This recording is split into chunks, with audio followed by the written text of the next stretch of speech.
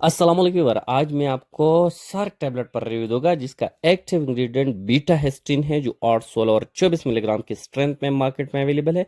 यह medicine specially in लोगों के लिए है जिनकी सर में चक्कर है, कानों में आवाज़ है, सुनने की सलाहियत कम होती है, मतले और उल्टे की कैफियत होती है। जब इंसान उठते हैं तो पूरी दुनिया इस पर घूमती है। तो इन सारे मसाइल को ठीक करने के लिए आप इस सर्क टैबलेट का इस्तेमाल कर सकते हैं जो मार्केट में बीटा हेस्टिन की एक्टिव इंग्रेडिएंट सर के नाम से अवेलेबल है। इसके अलावा और इसकी बहुत से ब्रांड होते हैं इस बीटा हेस्टिन की।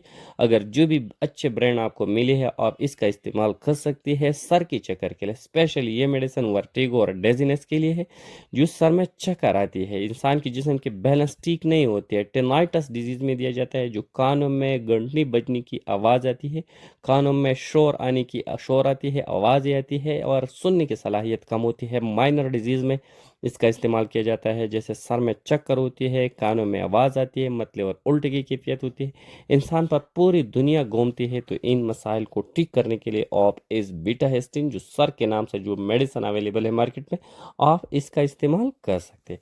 अगर इसकी प्रिकॉशन को देखा जाए, कुछ लोग ऐसे हैं कि इसका इस्तेमाल नहीं कर सकते, जैसे इसको पेप्टिक अल्सर हो, मैदे में जिस बंदे की ज़्यादा ज़ख्म है, मैदा ज़ख्मी है, पेप्टिक अल्सर है, या फैट में जब ज़ख्म है, आस्थमा है, दमा है, जिसकी सांस की मसाइल होती है, प्रेगनेंसी और लैक्टेशन में भी इस्तेमाल नहीं करना चाहिए। अगर ज़रूरत बहुत ज़्यादा है तो डॉक्टर से मशवरा निहायत ज़रूरी है।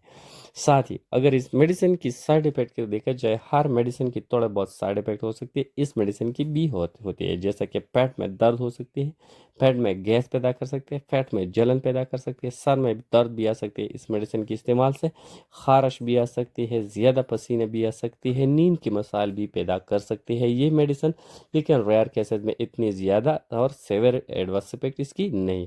अगर इसकी डोज और तरीक़े इस्तेमाल को देखा जाए तो ये 16 और 8 और 24 मिलीग्राम की स्ट्रेंथ में मार्केट में अवेलेबल है।